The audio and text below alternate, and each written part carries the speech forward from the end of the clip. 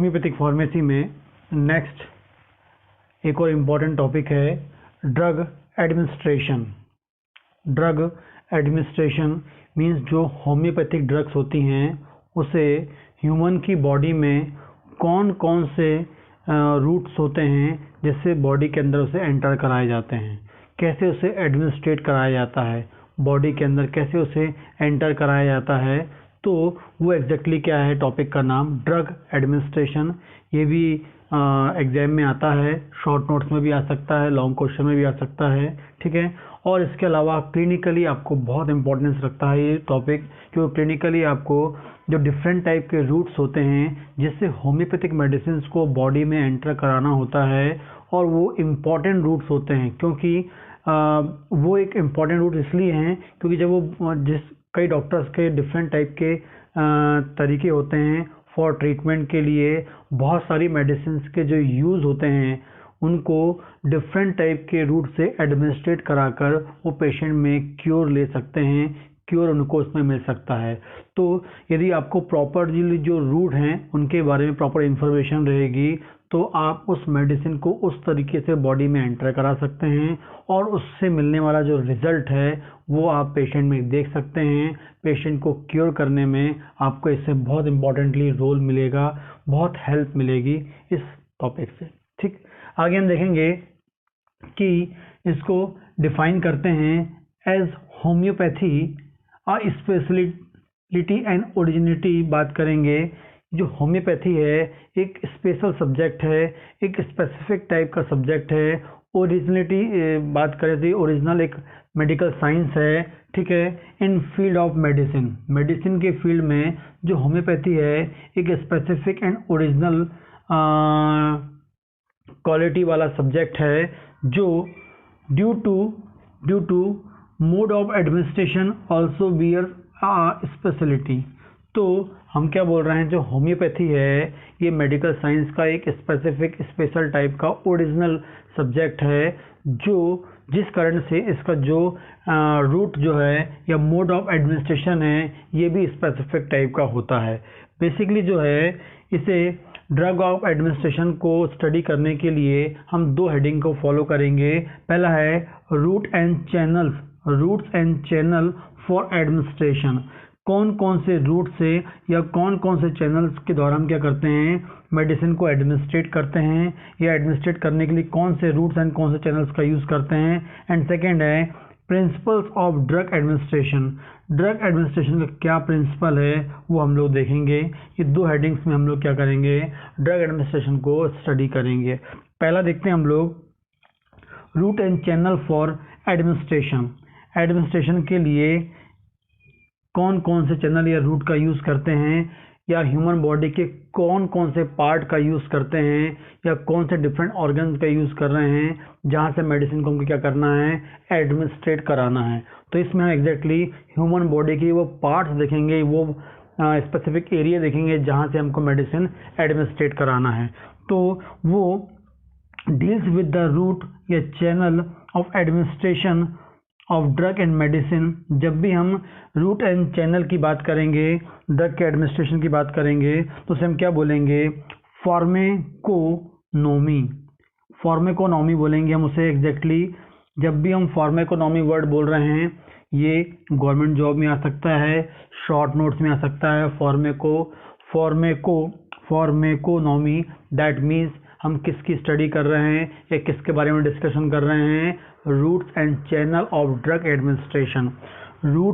Roots and channel of administration of drug and medicine.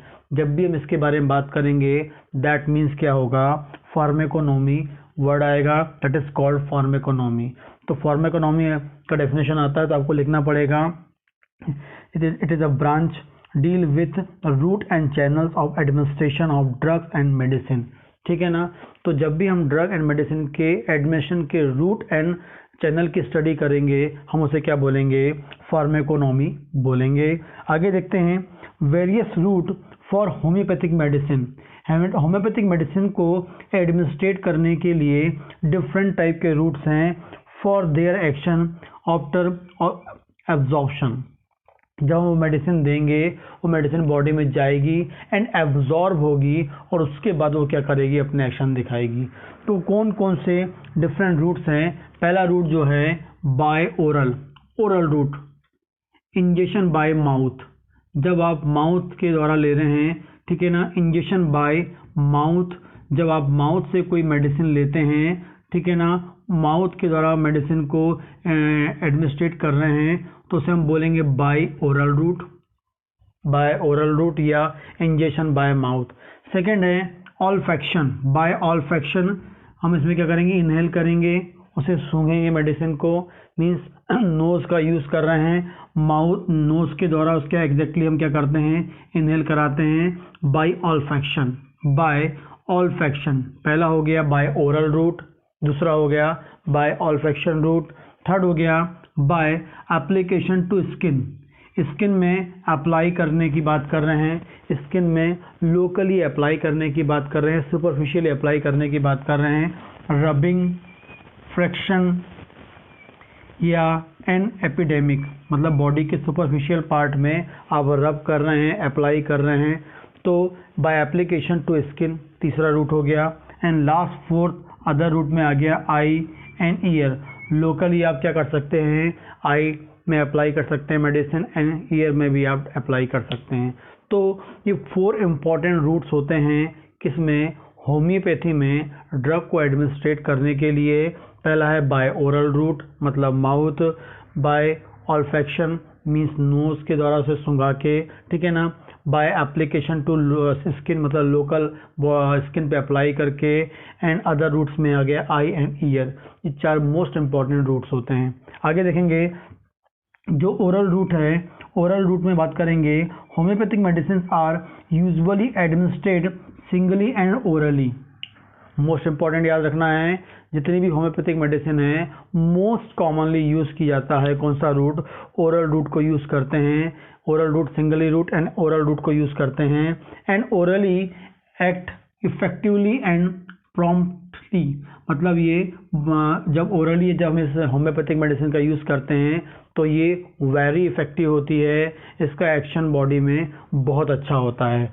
Homeopathic पोटेंटाइज्ड medicine, ठीक है, उसको क्या है, require seems to require no digestion, मतलब जो होम्योपैथिक पोटेंटाइज, मतलब जो पोटेंटाइज मेडिसिन हम दे रहे हैं होम्योपैथी में, उसको डाइजेशन की कोई रिक्वायरमेंट नहीं होती है, ठीक है, मतलब उसको लीवर की कोई रिक्वायरमेंट नहीं होती है कि वो लीवर में जाए एंड डाइजेस्ट हो जाए।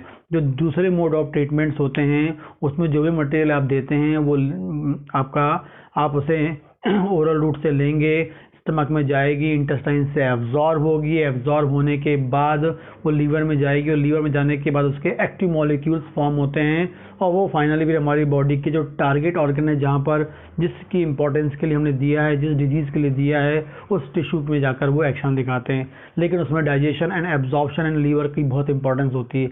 लेकिन होम्योपैथिक मोड की बात करेंगे, होम्योपैथी में जो पोटेंटाइज ड्रग की बात करेंगे, उसको डाइजेशन के लिए कोई रिक्वायरमेंट नहीं होती, डाइजेशन की आवश्यकता नहीं होती लीवर के लिए, लीवर में जाके वो डाइजेस्ट या उसके एक्टिव मॉलिक्यूल बनाने की रिक्वायरमेंट नहीं होती है, क्योंकि होम्योपैथिक मेडिसिन जो पोटेंटाइज होम्योपैथिक मेडिसिन होती है वो अपने आप में खुद एक एक्टिव मॉलिक्यूल होता है, ठीक है ना। But absorb directly from mouth, ये क्या होगी, माउथ से डायरेक्टली एब्जॉर्ब हो जाएगी, आपके माउथ से मीन्स एग्जैक्टली टंग से डायरेक्टली एब्जॉर्ब हो जाएगी and then act by cerebrospinal nervous system या ganglionic nervous system. Cerebrospinal nervous system या गैंग्लियोनिक नर्वस सिस्टम्स जो है उसके थ्रू क्या करेगा, हमारी बॉडी में वो एक्शन प्रोड्यूस करेगा, ये एक्शन दिखाएगा, ठीक है ना।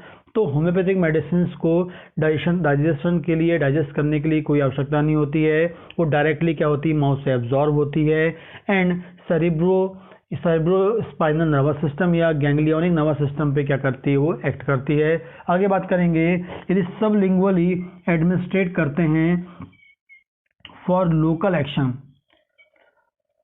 मतलब सबलिंगुअली मतलब क्या होता है, यदि आप कोई मेडिसिन का ऐसा गार्गल यूज कर रहे हैं, उसको क्या कर रहे हैं, पानी में डाल के आप गार्गल यूज कर रहे हैं, एग्जाम्पल है फाइटोलक्का, फाटोलक्का का जो मदर टिंचर है उसको आप क्या कर सकते हैं, आप आधा गिलास पानी ले लें या 1 गिलास पानी ले लें, उसमें कुछ ड्रॉप्स डाल दें मदर टिंचर की, और उससे क्या कर सकते हैं आप गार्गल कर सकते हैं। तो क्या होगा, एग्जैक्टली ये यूज़ होती है टॉन्सिलाइटिस, टॉन्सिलाइटिस में यूज़ होती है। मतलब किसी को ये टॉन्सिल हो गए हैं, उसमें इन्फेक्शन हो गया, इन्फ्लामेशन हो गई, स्वेलिंग आ गई है, तो उसकी स्वेलिंग को कम करने के लिए कई बार फाटोलक्का का मदर टिंचर यूज़ किया जाता है। और ये जो मदर टिंचर है, जब हम लोग उसको पानी में लेके गार्गल करते हैं तो वो क्या करता है, माउथ के अंदर लोकली क्या करेगा, इफेक्ट दिखाता है। तो हम उसे क्या बोलेंगे, सबलिंगुअल एडमिनिस्ट्रेशन बोलेंगे। लेकिन इसका जो एक्शन है वो कैसा है, लोकली माउथ के द्वारा जा रहा है, लेकिन वो कैसा दिखा रहा है, उस अंदर इंटरनल सुपरफिशियल सरफेस पे लोकली एक्शन दिखा रहा है। वो एब्जॉर्ब नहीं हो रही है मेडिसिन, वो लोकली क्या कर रही है, वहाँ के टॉन्सिल के जो इन्फेक्शन है, स्वेलिंग है, उसे इन्फ्लामेशन को कम करने में हेल्प कर रही है। तो पहला मोस्ट इम्पॉर्टेंट जो रूट है ओरल रूट है। ओरल रूट में ड्रग जो है डायरेक्टली माउथ से एब्जॉर्ब होती है और cerebro spinal nervous system, ganglionic nervous system से वो अपना एक्शन प्रोड्यूस करती है। डाइजेशन के लिए उससे कोई रिक्वायरमेंट नहीं होती है। ठीक, आगे हम लोग देखते हैं ड्रग एडमिनिस्ट्रेशन में सेकेंड जो है ऑल्फैक्शन।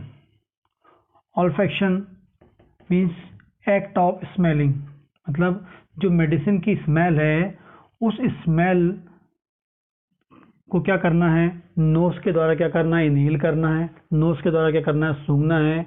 तो वो जो स्मेल है या जो मेडिसिन का स्मेल है वो नोज से जब इनहेल करेंगे, सूंघेंगे, तो क्या करेगा, जो नोज के अंदर जो ऑल्फैक्टरी नर्व है या जो ऑल्फैक्टरी नर्व्स हैं उस पर एक्ट करेगा।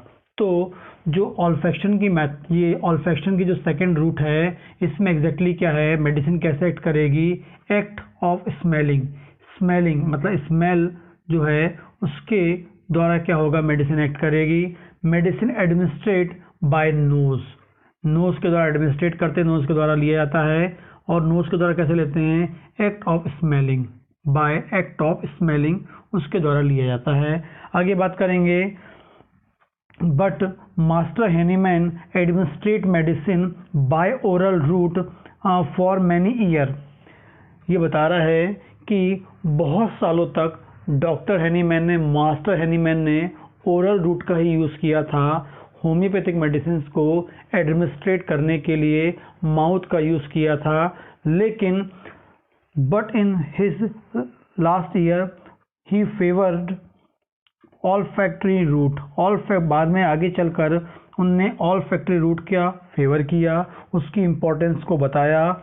और एग्जैक्टली डॉक्टर या मास्टर हेनीमैन कहते हैं 288 या 288 एफोरिज्म के नंबर 1 फुट नोट पर, 288 एफोरिज्म के फुट नोट 1 पर बताता है कि ऑल्फैक्टरी रूट जो है ये क्या है, मोस्ट जो है ये एक्ट करता है most surely and most powerfully. तो मास्टर हेनीमैन जो हैं वो 288 के फुटनोट 1 पे बोलते हैं कि जो ओरल रूट से जो मेडिसिन है, जो होम्योपैथिक मेडिसिन है, वो मोस्ट पावरफुली एक्ट करती है शॉर्ट टाइम में मोस्ट पावरफुली एक्ट करती है। इसके बारे में मास्टर हेनीमैन एफोरिज्म नंबर 288 के फुटनोट नंबर 1 पे बताते हैं। आगे थर्ड देखते हैं हम लोग, एप्लीकेशन टू स्किन। थर्ड जो रूट है वो लोकल एप्लीकेशन के बारे में बताता है। और लोकल एप्लीकेशन करने की भी 2 तरीके हैं। पहला है रबिंग एंड फ्रिक्शन। आप लोकली क्या करेंगे, मेडिसिन को रब करेंगे, ठीक है ना। तो इसके बारे में जो है 292 एफोरिज नंबर 292 या 292 नंबर का जो एफोरिज नंबर है उसके फुट नोट नंबर 1 पे रबिंग के बारे में मास्टर हेनीमैन ने क्या किया है, एक्सप्लेन किया है। तो मास्टर हेनीमैन ने जो है रबिंग एंड फ्रिक्शन की जो प्रोसेस है, लोकल एप्लीकेशन की जो प्रोसेस है, उसके बारे में 292 के फुट नोट नंबर 1 पे एक्सप्लेन किया है। जिसे हम बोल रहे हैं लोशन के रूप में, ऑइंटमेंट के रूप में एंड लिनीमेंट के रूप में यूज़ किया जाता है रबिंग एंड फ्रिक्शन की प्रोसेस से। दूसरा है एन एपिडर्मिक प्रोसेस जो होती है एग्जैक्टली ये वो प्रोसेस होती है जिसमें क्या कर रहे हैं, रबिंग, विदाउट रबिंग और विदाउट जो है आपका फ्रिक्शन, उसके बिना रबिंग और बिना फ्रिक्शन के मेडिसिन को क्या करना है, सरफेस में लाना है और अनब्रोकन स्किन में लेके आना है और मेडिसिन क्या होगी, उसके कांटेक्ट में आएगी स्किन के और वो वहाँ पर अपना एक्शन दिखाएगी। मतलब आपको रब नहीं करना है उसमें किसी प्रकार का, बस आपको मेडिसिन को क्या करना है, सरफेस पे टच करना है, उसके कांटेक्ट में लेके आना है और वो मेडिसिन क्या होगी, एब्जॉर्ब होगी और अपना एक्शन दिखाएगी। ठीक है ना। इसमें प्लास्टर एग्जाम्पल है एंड ऑइंटमेंट इसका एग्जाम्पल है। तो लोकल एप्लीकेशन के बारे में भी मास्टर हैंडीमैन बोलते हैं और लोकल एप्लीकेशन करने के दो तरीके हैं, रबिंग एंड फ्रिक्शन, और एक क्या है, एन एपिडर्मिक तरीका है। रबिंग फ्रिक्शन में आपको मेडिसिन को रगड़ना पड़ेगा, रब करना पड़ेगा। विदाउट रबिंग जो होगा वो सिर्फ मेडिसिन को क्या होगा, सरफेस से कांटेक्ट में लेके आना पड़ेगा, देन वो अपना एक्शन दिखा देगी। उसे हम बोलेंगे एन एपिडर्मिक तरीका जो होता है, ये लोकल एप्लीकेशन का है। ये थर्ड इम्पॉर्टेंट रूट होता है होम्योपैथिक मेडिसिन को एडमिनिस्ट्रेट करने का। जो आगे देखते हैं हम लोग अदर रूट्स में बात करेंगे, आई की बात करेंगे तो आई ड्रॉप यूज़ करते हैं। सिनेरिया का आई ड्रॉप मार्केट में आता है, बहुत इफेक्टिव, बहुत यूज़फुल आई ड्रॉप होता है।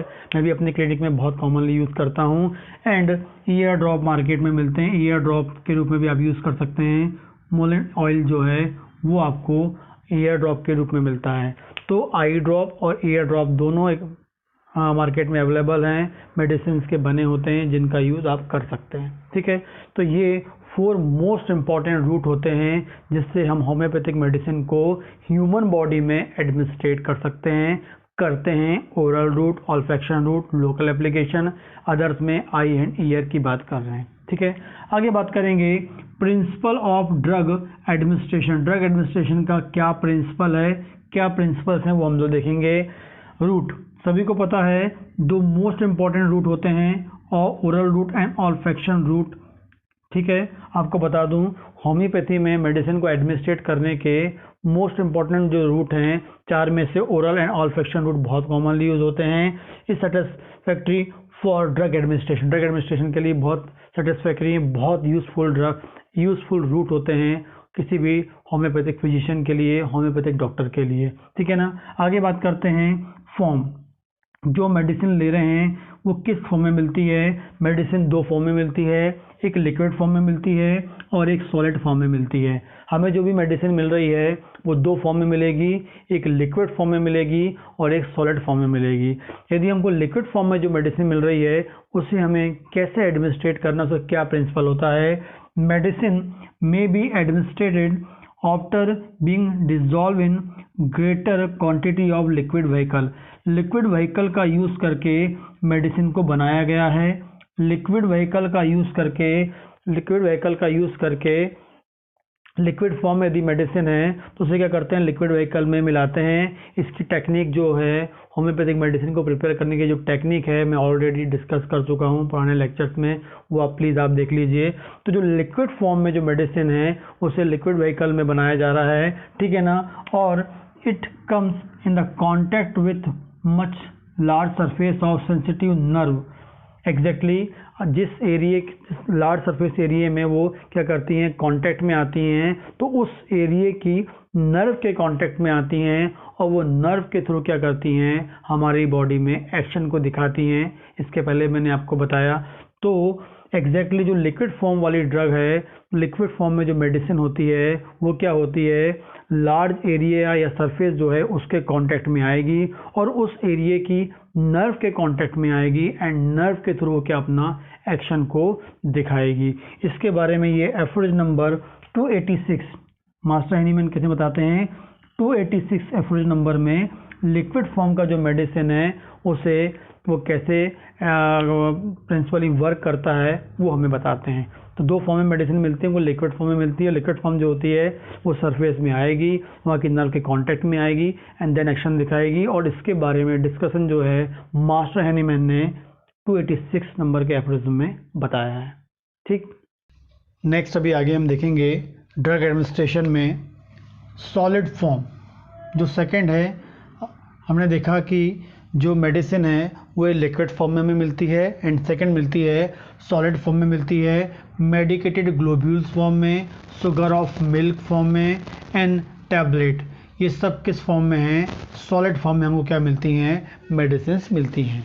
आगे हम देखते हैं डोजेज। थर्ड है डोजेज जो है, वन सिंगल मेडिसिन देना है हमको, सिंपल मेडिसिन देना है और स्मॉलर डोज देना है। मोस्ट इंपॉर्टेंट आपको याद रखना है, डोज में सिंगल मेडिसिन देनी है, सिंगल मेडिसिन देनी है, एंड स्मॉलेस्ट डोज हमें देनी होती है, या स्मॉलर डोज हमें स्टार्ट करना होता है, या वो देने के बारे में बताते हैं। किसी भी पेशेंट को यदि हमें मेडिसिन देनी है तो सिंगल मेडिसिन देनी है, सिंगल एंड स्मॉल डोज में हमें स्टार्ट करनी है।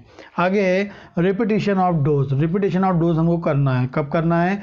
Repeat dose only when improvement ceases. मतलब जब किसी पेशेंट में इम्प्रूवमेंट रुक जाता है, कोई पेशेंट को हम मेडिसिन दे रहे हैं और उसमें इम्प्रूवमेंट हो रहा है और एक टाइम के बाद इम्प्रूवमेंट रुक जाता है, उस कंडीशन में हमें क्या करना चाहिए? मेडिसिन को क्या करना चाहिए? रिपीट करना चाहिए, पहला पॉइंट। सेकेंड, रिपीटिशन में be continuous till either recovered या रिकवरी। जब तक हमको पेशेंट में रिकवरी ना मिल जाए तब तक हमें क्या करना चाहिए? पेशेंट में रिपीटिशन के बारे में सोचना चाहिए। एंड इन क्रोनिक केस की बात करें तो क्रोनिक केस में जो होम्योपैथिक मेडिसिन है उसको रिपीट हम करते हैं इंटरवल में, 14 डेज़ के इंटरवल में, 12 डेज़, 10 डेज़, 8 डेज़, 7 डेज़। ये 14, 12, 10, 8, 7, ये इन डेजेस में क्या करना है हमें? इन डेज के इंटरवल में, 14 डेज के इंटरवल में, 12 डेज के इंटरवल में, 10 डेज के इंटरवल में, 8 एंड 7 डेज के इंटरवल में हमको मेडिसिन क्या करनी है? रिपीट करनी है। कब? इन क्रोनिक केसेस की बात करते हैं तब। यदि हमारे पास एक्यूट केस है, एक्यूट केस जो होता है सडन रैपिड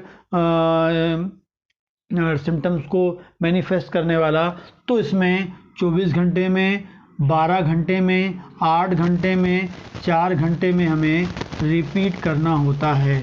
24 घंटे, 12 घंटे, 8 घंटे एंड 4 घंटे के बीच में हमें क्या करना होता है? मेडिसिन को रिपीट करना होता है अकॉर्डिंग टू एक्यूट कंडीशन। ठीक है ना? इसके अलावा वेरी एक्यूट मतलब एक्यूटेस्ट केस है, वेरी एक्यूट कंडीशन है, इमरजेंसी आप मान लीजिए, तो एवरी आवर में या even at the every 5 minute में हमको क्या करना होता है? मेडिसिन रिपीट करना होता है, ये बता रहा है। क्रोनिक केस में अलग है, एक्यूट केस में अलग है। वेरी एक्यूट केस है या मतलब इमरजेंसी कंडीशन है तो उसमें आपको घंटे में या कुछ 5 मिनट्स में भी आपको मेडिसिन क्या होती है? रिपीट करना होता है। आगे बात करेंगे, 5वां नंबर है proper time administration of medicine. Medicine को एडमिनिस्ट्रेट करने का जो प्रॉपर टाइम क्या होता है? यदि हम बात करें इंटरमिटेंट फीवर की बात करें तो इंटरमिटेंट फीवर में आपको इमीडिएटली आफ्टर एंड ऑफ पैरोक्सिज्म, मतलब फीवर ख़त्म होने के बाद, जैसे फीवर का जो एपिसोड है वो ख़त्म होता है, एंड होता है, जस्ट उसके बाद हमें क्या करना है? मेडिसिन एडमिनिस्ट्रेट करना है। ये एवरेज नंबर 236 या 236 एवरेज में बताया गया है मास्टर हैनीमैन के द्वारा। नेक्स्ट जो है, यदि हम बोलेंगे किसी को मेंस्ट्रुअल ट्रबल चल रहा है फीमेल में, उस मेंस्ट्रुअल ट्रबल में, उस मेंस्ट्रुअल प्रॉब्लम में फीमेल में हमेशा हमें पोस्ट मीनोपॉजल पीरियड, मतलब ब्लीडिंग एंड होने पर या मेंस्ट्रुअल पीरियड जो टाइम है वो एंड होने के बाद हमें क्या करना चाहिए? मेडिसिन प्रिस्क्राइब करना चाहिए, मेडिसिन एडमिनिस्ट्रेट करना चाहिए। ये है, ये भी दिया है एवरेज नंबर 236 में बताया गया है। ये भी क्या बताया गया है? एवरेज नंबर 236 में बताया गया है। और जनरल कॉन्सेप्ट होता है, यदि आप इसे प्रॉपरली खाली पेट लें, यानी ड्रग जो भी मेडिसिन है वो अच्छा एक्शन दिखाती है ह्यूमन बॉडी में या पेशेंट में। ठीक है, लेकिन इंटरमिटेंट फीवर और मीनोपॉजल जो प्रॉब्लम है इसमें आपको मैंने बताया। आगे हम देखते हैं डाइट एंड रेजिम देखेंगे। कोई भी पेशेंट को यदि हमें मेडिसिन एडमिनिस्ट्रेट करना है, मेडिसिन देना है, तो उसे कौन से मतलब कैसे उसको मेडिसिन लेते समय प्रिकॉशन लेना चाहिए वो देखेंगे। ठीक है ना? Nothing should be taken at least half an hour before and after. Medicine लेने के आधा घंटे पहले और मेडिसिन लेने के आधा घंटे के बाद तक हमें कोई चीज़ नहीं लेना है, ये पेशेंट को बताना होता है, एक इम्पॉर्टेंट चीज़ होती है। ठीक है? And no new habit and addiction. कोई भी जब भी आपका कोई ट्रीटमेंट चल रहा है या मेडिसिन चल रहा है तो उस दौरान कोई भी न्यू हैबिट जो पहले चल रही है वो तो ठीक है, लेकिन आपको मेडिसिन लेते दौरान, मेडिसिन चलते दौरान, एडमिनिस्ट्रेट करते दौरान कोई नया हैबिट या एडिक्शन नहीं करना है, स्टार्ट नहीं करना है, ये आपको पेशेंट को बताना होगा। एंड अवॉइड करना है ऑल स्ट्रेसेस को, ऑल स्ट्रेन को एंड एक्साइटमेंट को। ठीक है, किसी प्रकार के मेंटल स्ट्रेस, मेंटल एक्साइटमेंट को भी आपको क्या करना है, अवॉइड करना है। ये भी इम्पॉर्टेंट डाइट एंड रिजीम होता है किसी पेशेंट के लिए ड्यूरिंग ड्रग एडमिनिस्ट्रेशन के लिए। तो ये कुछ इम्पॉर्टेंट पॉइंट्स हैं जो आपको पता होना चाहिए, जो प्रिंसिपल ऑफ ड्रग एडमिनिस्ट्रेशन के लिए होते हैं। आपको किस डोज में लेना चाहिए, कब लेना चाहिए, किस फॉर्म में मेडिसिन होती है। ठीक है, इसके अलावा प्रॉपर टाइमिंग क्या है, और मेडिसिन लेने से पहले या लेने के बाद हमें कुछ नहीं लेना चाहिए, नए drug and new habits and addiction को फॉलो नहीं करना चाहिए। ये सब कंप्लीट जो कॉन्सेप्ट है वो ड्रग एडमिनिस्ट्रेशन में आपको आना चाहिए। और एग्ज़ाम के व्यू से ये मोस्ट इम्पॉर्टेंट क्वेश्चन बनता है, जो एग्ज़ाम में आपको यदि ड्रग एडमिनिस्ट्रेशन क्वेश्चन को सॉल्व करना है तो ये पूरी हेडिंग्स को आपको फॉलो करनी होगी। 2 हेडिंग बताई मैंने, डिफरेंट टाइप के रूट्स जो चैनल हैं, एंड जो उसका सेकंड है प्रिंसिपल। और प्रिंसिपल को भी अपन ने कुछ पॉइंट्स में फॉलो किया है, हेडिंग्स में फॉलो किया है, वो आपको फॉलो करना है। ठीक।